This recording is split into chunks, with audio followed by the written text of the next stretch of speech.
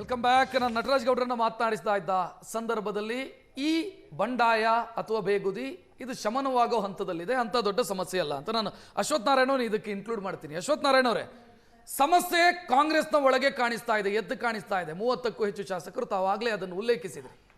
But ಈ ಸಮಸ್ಯೆಯನ್ನ politically encash ಮಾಡಿಕೊಳ್ಳಲಾಗದಂತ ದೌರ್ಬಲ್ಯದಲ್ಲಿದ್ದೀರಲ್ಲ ನೀವು ಅಂತ, ಅಷ್ಟು ದುರ್ಬಲರಾಗಿದ್ದೀರಲ್ಲ ವಿಪಕ್ಷ ಅಂತ.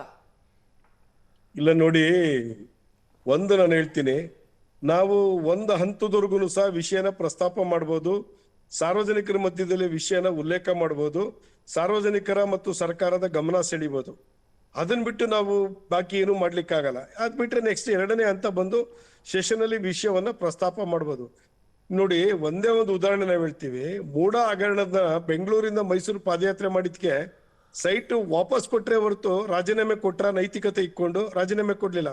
ನಾಗೇಂದ್ರನ್ ಕೇಸಲ್ಲಿ ಏನಾಯ್ತು, ಕರ್ನಾಟಕದ ದುಡ್ಡು, ಬಡವರ ತೆರಿಗೆದಾರನ ದುಡ್ಡು ಆಂಧ್ರ ತೆಲಂಗಾಣದ ಪೆಟ್ರೋಲ್ ಬ್ಯಾಂಕ್ ಅಕೌಂಟ್ ದುಡ್ಡು ಹೋಗಿದೆ, ಬಾರ್ ಅಕೌಂಟ್ ದುಡ್ಡು ಹೋಯ್ತು, ಸಿಮೆಂಟ್ ಅಂಗಡಿಗೆ ದುಡ್ಡು ಹೋಯ್ತು, ಬೇರೆ ಬೇರೆ ಖಾಸಗಿ ವ್ಯಕ್ತಿಗಳ ಅಕೌಂಟ್ ದುಡ್ಡು ಹೋಯ್ತು. ಆ ದುಡ್ಡನ್ನ ಡ್ರಾ ಮಾಡ್ಕೊಂಡು ಇವ್ರು ಎತ್ತಿಕೊಂಡ್ಬಂದ್ರು ಚುನಾವಣೆ ಪಾರ್ಲಿಮೆಂಟ್ ಸಮಯದಲ್ಲಿ. ನಾವು ಇನ್ನೇನು ಹೋರಾಟ ಮಾಡ್ಬೋದು, ಎಷ್ಟು ಮಟ್ಟಿಗೆ ಮಾಡ್ಬೋದು? ಅವನು ರಾಜೀನಾಮೆ ತಗೊಂಡು ತಿರುಮತ ಅವ್ರನ್ನ ಇಂಡಕ್ಟ್ ಮಾಡ್ತಾರೆ ಅಂತ ಕೇಳಿದ್ರೆ ಈ ಸರ್ಕಾರಿಗೆ ಏನಾನ ಒಂದು ನೈತಿಕತೆ ಇದೆಯಾ? ವೇಣುಗೋಪಾಲ್ ಸುರ್ಜೇವಾಲಾ ಅವರು ಪ್ರತಿ ಸಂದರ್ಭದಲ್ಲೂ ಬರ್ತಿದ್ರು, ಹೋಗ್ತಿದ್ರು. ಅರೆ, ಶಿವಕುಮಾರ್ ಮುಖ್ಯಮಂತ್ರಿ ಆದ್ಮೇಲೆ 2 ಸಲ ವೇಣುಗೋಪಾಲ್ ಬಂದವರು, 2 ಸಲ ಸುರ್ಜೇವಾಲಾ ಬಂದಿದ್ದಾರೆ. ಯಾಕೆ ಬರ್ತಾ ಇಲ್ಲ ಇತ್ತೀಚೆಗೆ ಅವರು? ಯಾಕೆ ಆಡಳಿತದ ವಿಷಯದಲ್ಲಿ ಅಬ್ಸರ್ವೇಷನ್ಸ್ ಮಾಡ್ತಾ ಇಲ್ಲ? ಯಾಕೆ ಪರಿಶೀಲನೆ ಮಾಡ್ತಾ ಇಲ್ಲ? ಇವರು ವೀಕ್ಷಕರನ್ನಾಗಿ ಏನಕ್ಕೆ ಹಾಕೋದು ಹೈಕಮಾಂಡ್? ಸರ್ಕಾರ ಸರಿದಾರಿನಲ್ಲಿ ಹೋಗ್ತಾ ಇದೆಯಲ್ವಾ ಅಂತ ನೋಡೋದಿಕ್ಕಲ್ವಾ? ಇವರೇನೆ ಅದ್ರಲ್ಲಿ ಪಾಲುದಾರಿಕೆ ತಗೊಂಡ್ಬಿಟ್ರೆ ಏನ್ ಅರ್ಥ? ಈಗ ನಾಗೇಂದ್ರನ್ ಕೇಸಲ್ಲಿ ಆಂಧ್ರಾಗೆ ಇಲ್ಲಿಂದ ದುಡ್ಡು ಹೋದ್ಮೇಲೆ ಅಕೌಂಟ್ ಇನ್ನೊಂದು ಫೇಕ್ ಅಕೌಂಟ್ ಹೋದ್ಮೇಲೆ ಇವರು ಅಬ್ಸರ್ವರ್ ಆಗಿ ಬಂದಂತವ್ರು ಏನು ಇವ್ರಿಗೆ ಪಾಲುದಾರಿಕೆ ಸಿಕ್ಕಿದ್ಯಾ? ಹಂಗಿದ್ಮೇಲೆ ಹೈಕಮಾಂಡ್ಗೆ ಪಾಲುದಾರಿಕೆ ಸಿಕ್ಕಿದ್ಯಾ? ಸರ್, ಸರ್ಕಾರದಲ್ಲಿ ಸಮಾಜ ಕಲ್ಯಾಣ ಇಲಾಖೆ ದುಡ್ಡನ್ನ ಗ್ಯಾರಂಟಿಗೆ ಉಪಯೋಗಿಸ್ಕೊಳ್ತಾರೆ ಅಂತ ಕೇಳಿದ್ರೆ ಏನ್ ಅರ್ಥ ಇದ್ರದು? ನಾವ್ ಎಷ್ಟು ಗಲಾಟೆ ಮಾಡ್ಲಿಕ್ಕೆ ಸಾಧ್ಯ ಇದ್ರದು? 5,000 ನಿಮ್ಮ ಅಸಹಾಯಕತೆ ಅಂತ ಅನ್ಸುತ್ತೆ ಅಶ್ವಥ್ ನಾರಾಯಣ ಅವರೇ. ಇದೇ ಜಾಗದಲ್ಲಿ ಕಾಂಗ್ರೆಸ್ ಇದ್ದಿದ್ರೆ ಇದರ 4 ಪಟ್ಟು ಅಗ್ರೆಷನ್ ಕಾಂಗ್ರೆಸ್ ಅಲ್ಲಿ ಇರ್ತಾ ಇತ್ತು. ಅಲ್ಲ, 5,000 ಕೋಟಿ ಲಕ್ಷ್ಮೀ ಹೆಬ್ಬಾಳ್ಕರ್ ಲೆಕ್ಕ ಕೊಡ್ಲೇ ಇಲ್ಲ. ಅಸೆಂಬ್ಲಿನಲ್ಲಿ ಗಲಾಟೆ ಆಯ್ತು, ಚರ್ಚೆಗೆ ಬಂತು. ಈ ಸರ್ಕಾರಕ್ಕೆ ಏನಾದ್ರು ಸ್ವಲ್ಪ ರೆಸ್ಪಾನ್ಸಿಬಿಲಿಟಿ ಇದೆಯಾ?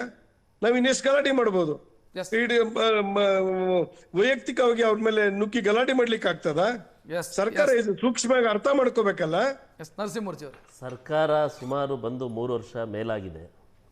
ಸರ್ಕಾರ ಬಂದು ದಿವಸದಿಂದನು ಫಸ್ಟು ಸಿದ್ದರಾಮಯ್ಯರು, ಡಿ ಕೆ ಶಿವಕುಮಾರು ಏನು ಈ ಮುಖ್ಯಮಂತ್ರಿಗೂ ಇದಕ್ಕೋಸ್ಕರ ಕಿತ್ತಾಡುತ್ತಾ ಬಂದರು. ಅವತ್ತಿಂದನೂ ಯಾವುದೇ ರಾಜ್ಯದಲ್ಲೂ ಒಂದು ಅಭಿವೃದ್ಧಿ ಇಲ್ಲ. ಈಗ ಅದರ 100 ಪಟ್ಟು ಈಗ ಮಂತ್ರಿಗಿರಿ ಸಿಕ್ಕಿಲ್ಲ ಅಂತ ಅಂದ್ಬಿಟ್ಟು MLAಗಳು ನೇರವಾಗಿ ಈಗ ಡಿ ಕೆ ಶಿವಕುಮಾರ್ ಅವರ ವಿರುದ್ಧ ಏನು ಸಂಘರ್ಷ ಸಾರಿದ್ದಾರೆ. ಈ ಸರ್ಕಾರ ಯಾವುದೇ ಕಾರಣಕ್ಕೂ ಉಳಿಯಲ್ಲ. ಇದು ಬರೀ ಅಧಿಕಾರಕ್ಕೋಸ್ಕರ ಅವ್ರ MLAಗಳು ಎಷ್ಟೊಂದು ಜನ ಹೇಳ್ತಾ ಇದ್ದಾರೆ, 140 ಜನ ಕೊಟ್ಟಿರೋದಕ್ಕೋಸ್ಕರ ದೌರ್ಬಲ್ಯವೇ ನಿಮಗೆ 140 ಜನ ಶಾಸಕರು ಇರೋದಕ್ಕೆ ಮದ ಬಂದಿದೆ ಅಂತ ಅವ್ರ ಶಾಸಕರು. ಈಗ ನೋಡಿ, ಕಾಂಗ್ರೆಸ್ನ ಆಂತರಿಕವಾದ ವಿಷಯ ಅಥವಾ ಸರ್ಕಾರದಲ್ಲಿ ಯಾರು ಮಂತ್ರಿ ಆಗ್ಬೇಕು, ಯಾರು ಚರ್ಚೆ ಆಗ್ಬೇಕು, ಅದು ಆಂತರಿಕವಾದ ವಿಷಯ. ಇಲ್ಲ, ಕೇಳಿಸ್ಕೊಳ್ಳಿ. ನಮ್ಮ ಉದ್ದೇಶ ಏನ್ ಗೊತ್ತಾ? ಒಳ್ಳೆಯ ತಂಡ, ಒಳ್ಳೆಯ ಮಂತ್ರಿಮಂಡಲ ಆಗಿದೆಯಾ? ಆಗಿದೆ.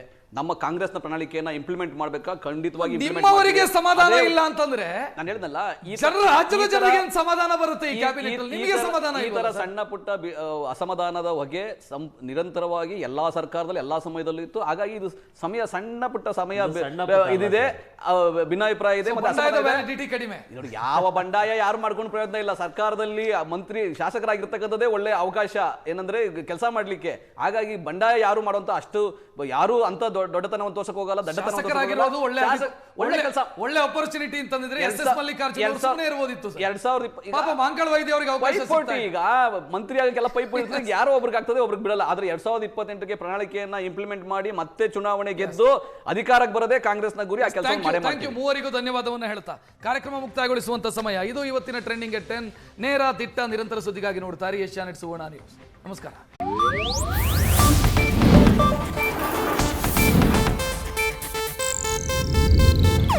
ಇದು ಏಷ್ಯಾನೆಟ್ ನ್ಯೂಸ್ ನೆಟ್ವರ್ಕ್ ಪ್ರಸ್ತುತಿ.